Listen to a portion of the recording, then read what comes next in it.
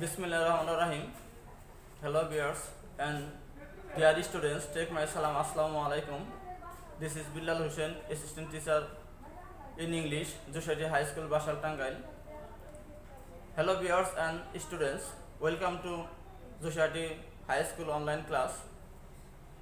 So viewers and students, for this purpose, I am going to discuss about simple, complex and compound for the students of class 9 and 10. So today's lesson is simple, complex and compound. So in this regard, before discussing it, we should better know what is simple sentence and complex sentence and compound sentence. Okay, for this purpose, let's know what is simple, complex and compound. Okay viewers, look at the whiteboard. Today I am going to discuss simple, complex and compound with shortcut rules and how to identify at a time simple, complex and compound easily. And in this purpose and depending on this, I will discuss about this. Okay students, আজকে আমি তোমাদের সামনে simple, complex এবং compound নিয়ে আলোচনা করব। Simple, complex, compound কি এবং এই সিম্পল, কমপ্লেক্স, কম্পাউন্ড আমরা কিভাবে সহজে চিনতে পারি এবং বুঝতে পারি সেই আলোকে শর্টকাট কিছু নিয়ম আমি আলোচনা করব। তো আজকে আমরা কিভাবে সিম্পল, কমপ্লেক্স, কম্পাউন্ড চিনব এটা নিয়ে আলোচনা করব এবং পরবর্তীতে আমরা এটা নিয়ে পরিবর্তন করব। তো তাহলে ডিয়ার স্টুডেন্টস এন্ড ভিউয়ার্স, অবশ্যই তোমরা মনোযোগ সহকারে দেখবে। আমি হোয়াইট বোর্ডের মধ্যে কিছু লিখেছি। তো সিম্পল, কমপ্লেক্স, কম্পাউন্ড হচ্ছে according to structure of sentence. তো সেন্টেন্সের কাঠামো অনুসারে, স্ট্রাকচার অনুসারে সিম্পল, কমপ্লেক্স, কম্পাউন্ড এই তিন ভাগে ভাগ করা যায়। তো সিম্পল সেন্টেন্স হতে হলে কি হতে হবে? Actually what is simple sentence? Simple sentence, a simple sentence which consists of only one subject and one finite verb, that is called simple sentence. The simple sentence হতে হলে অবশ্যই সেখানে একটা সাবজেক্ট থাকতে হবে এবং একটা ফাইনাইট ভার্ব থাকতে হবে। তো তোমরা যদি লক্ষ্য করো, এখানে আমি লিখেছি সিম্পল সেন্টেন্স হতে হলে একটা subject, one subject, one finite verb থাকতে হবে। তো যেমন আমরা একটা উদাহরণ দেখি, যেমন হেনা sings a song।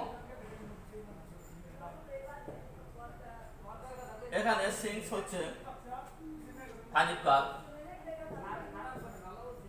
আর হেনা হচ্ছে সাবজেক্ট। তো তাহলে আমরা বলতে পারি এই সেন্টেন্সে একটা সাবজেক্ট আছে, একটা ফাইনাইট ভার্ব আছে এবং অবজেক্ট আছে। তো আমরা বলতে পারি ওয়ান প্রেডিকেট আছে। তাহলে এই সেন্টেন্সটা হচ্ছে সিম্পল সেন্টেন্স। তাহলে সিম্পল সেন্টেন্স হতে হলে অবশ্যই একটা সাবজেক্ট থাকতে হবে এবং অবশ্যই একটা ফাইনাইট ভার্ব থাকতে হবে। তো dear students and viewers, finite verb কি? Finite verb is one kind of verb which finishes the activities of sentence and which is formed by the subjects of its number and tense. So it is finite verb.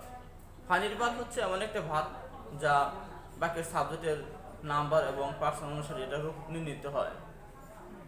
আমরা অন্য কথায় বলতে পারি finite verb is one kind of verb which is controlled by the subject of sentence and its number and person and tense. তার মানে finite verb হচ্ছে বাক্যের সাবজেক্টের নাম্বার, পারসন এবং টেন্স অনুসারে এর রূপ নির্ণীত হয় এবং এটা লিমিটেড থাকে। তার মানে এখানে যে দেখা যাচ্ছে যে হেনা হচ্ছে একটা সাবজেক্ট।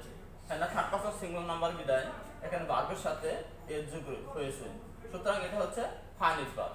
আর এই ফাইনাইট ভার্ব দ্বারা বাক্যটাও সম্পন্ন হয়েছে।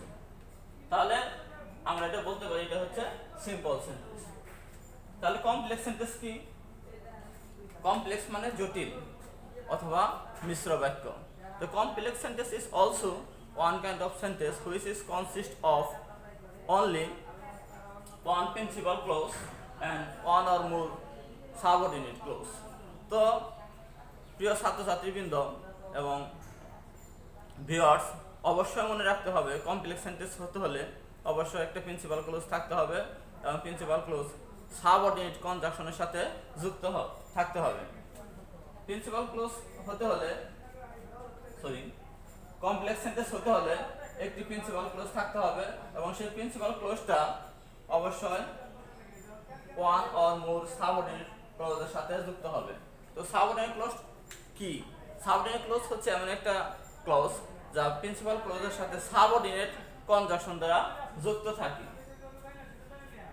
তাহলে আমরা যদি উদাহরণ দেই কমপ্লেক্স সেন্টেন্সের, তো we know that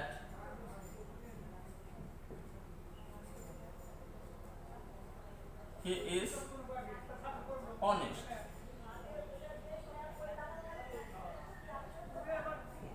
তাহলে দেখা যাচ্ছে we know আমরা জানি আর that he is honest, তাহলে আমরা জানি এটা হচ্ছে প্রিন্সিপাল ক্লোজ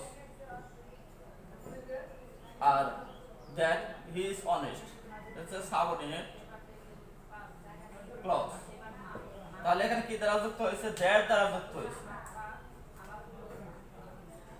that হচ্ছে সাবঅর্ডিনেট কনজাংশন, সুতরাং এই that দ্বারা যুক্ত হয়ে সাবঅর্ডিনেট ক্লজের সাথে প্রিন্সিপাল ক্লজের সাথে সেন্টেন্সটা তৈরি হয়েছে complex sentence. Complex sentence.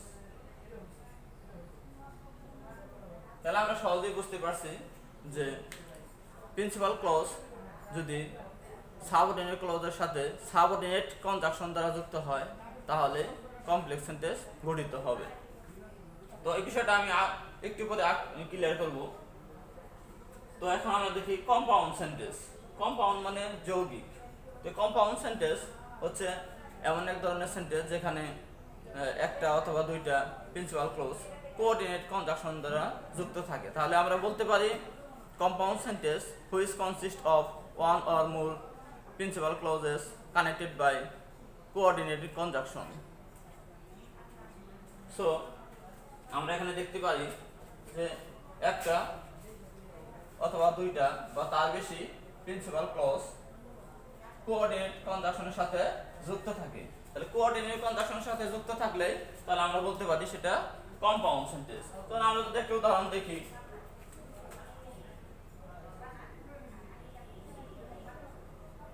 he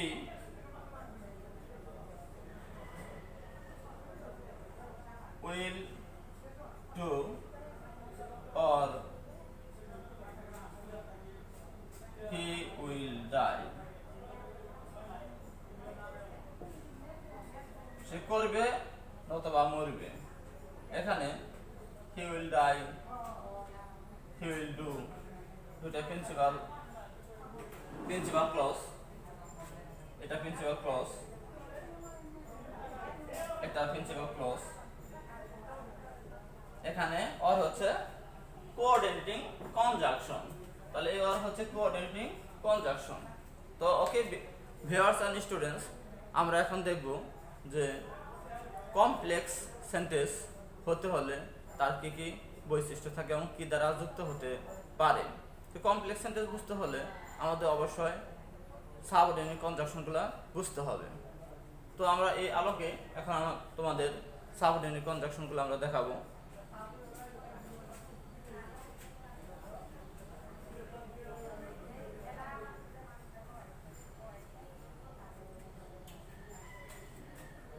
complex sentence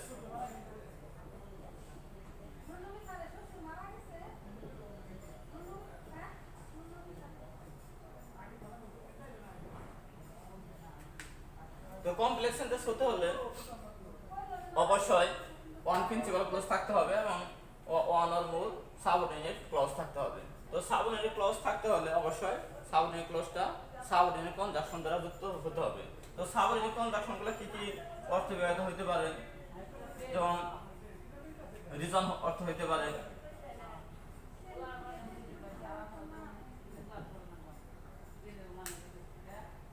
তো রিজন অর্থ যদি হয় তাহলে আমরা বলতে পারি রিজন মানে কারণ, এস অথবা বিকজ অথবা সিন্স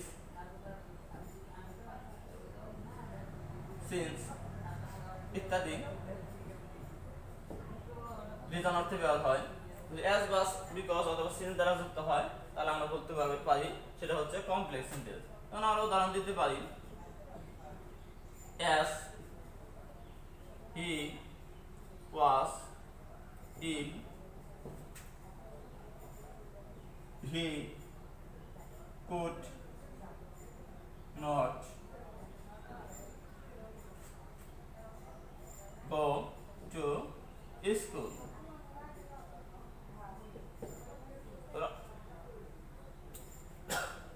তোমরা অবশ্যই দেখবা যে এখানে এস দ্বারা যুক্ত রয়েছে তাহলে এটা কারণ প্রকাশ করেছে, কোন অর্থে হয়েছে? রিজন অর্থে। as he was ill he could not go to school, যেহেতু সে অসুস্থ ছিল সে বিদ্যালয়ে যেতে পারেনি, তাহলে আমরা বলতে পারি এই সেন্টেন্সটা হচ্ছে একটা কমপ্লেক্স সেন্টেন্স। তাহলে আমরা দেখব যে রিজন অর্থেও কমপ্লেক্স সেন্টেন্স আমরা তৈরি করতে পারি। তো পারপাস অর্থে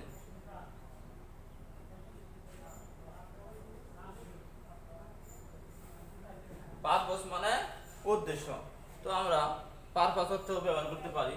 পারপাস অর্থে ব্যবহার করতে পারি যেমন দ্যাট অথবা ইন অর্ডার দ্যাট,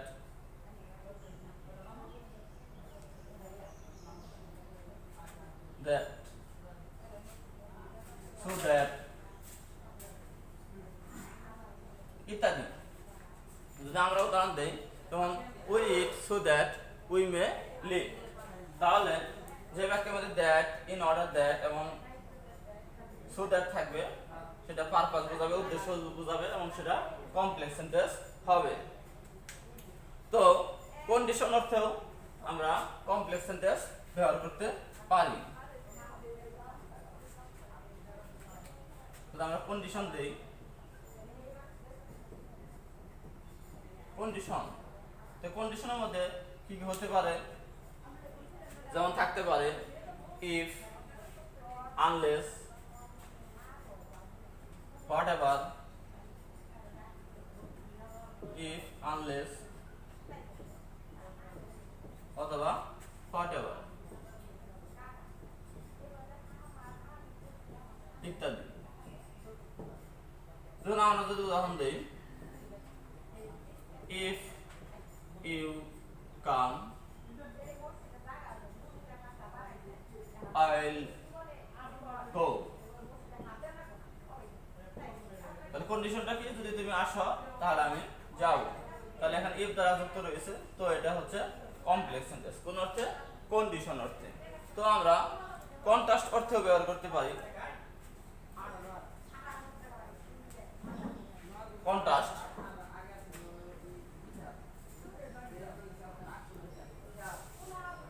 কন্ট্রাস্ট মানে বিপরীত অর্থে। তো বিপরীত অর্থে আমরা কমপ্লেক্স সেন্টেন্সগুলো পেয়ে থাকি, যেমন দো, অলদো,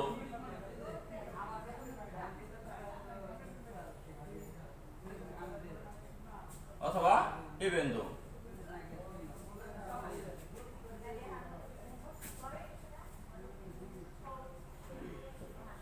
তাহলে আমরা যদি কোনো বাক্যকে দো, অলদো অথবা ইভেন দো দ্বারা যুক্ত করি তাহলে সেটা কমপ্লেক্স হয়ে যাবে। যেমন দো he is poor, he is honest, তাহলে এই বাক্যটা হচ্ছে দো দ্বারা যুক্ত রয়েছে, তাহলে আমরা বলতে পারি এই বাক্যটা হচ্ছে কমপ্লেক্স সেন্টেন্স। তাহলে though he is poor subordinating conjunction though দ্বারা যুক্ত হয়েছে, সুতরাং এটা আমরা বলতে পারি সাবঅর্ডিনেটিং ক্লজ বা সাবঅর্ডিনেট ক্লজ। আর হি ইজ অনেস্ট এর হচ্ছে প্রিন্সিপাল ক্লজ। তাহলে সাবঅর্ডিনেট সাবঅর্ডিনেটিং কনজাংশন দ্বারা সাবঅর্ডিনেট ক্লজ যুক্ত হয় প্রিন্সিপাল ক্লজের সাথে, সেজন্য এটা হয়েছে কমপ্লেক্স সেন্টেন্স। তো এই অর্থে আমরা যদি আমরা ব্যবহার করি সময় অর্থে, তাহলে দেখতে পারি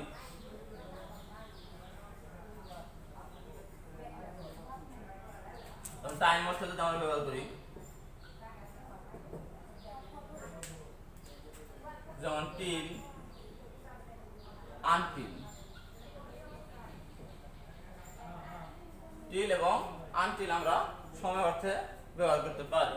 তো আর আমরা এরকম ব্যবহার করতে পারি, যেমন হুয়েন ব্যবহার করতে পারি অথবা হোয়াইল ব্যবহার করতে পারি। ডিয়ার স্টুডেন্টস এন্ড ভিউয়ার্স, যদি আমরা সময় অর্থে টিল অথবা আনটিল, হুয়েন অথবা হোয়াইল আমরা যদি ব্যবহার করি, তাহলে সেটা কমপ্লেক্স সেন্টেন্স হয়ে যাবে। যদি আমরা উদাহরণ দিই,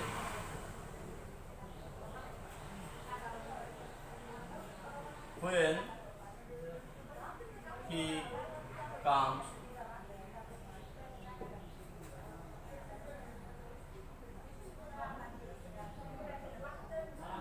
I meet him।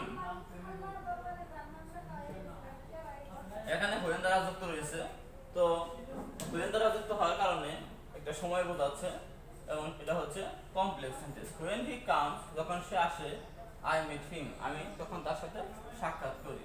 তাহলে এখানে when দ্বারা যুক্ত হয়, এটা হচ্ছে কমপ্লেক্স সেন্টেন্স। প্রিয় শিক্ষার্থী বৃন্দ, এখন আমি তোমাদের কম্পাউন্ড সেন্টেন্স কি দ্বারা যুক্ত হয় এবং সংযুক্তগুলো কি কি সহজে মনে রাখার সেই কৌশলটা একটু বলবো।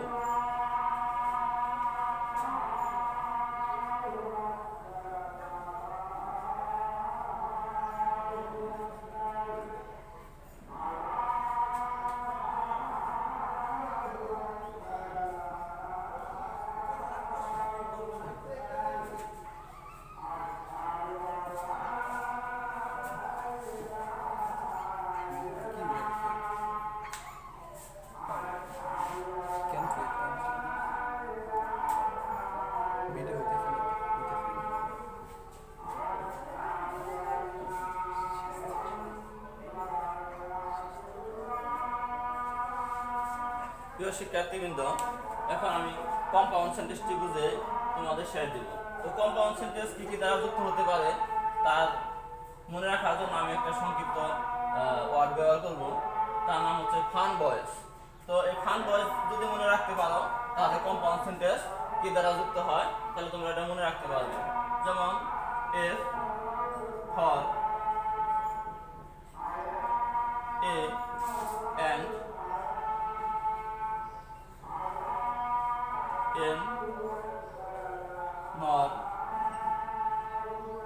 B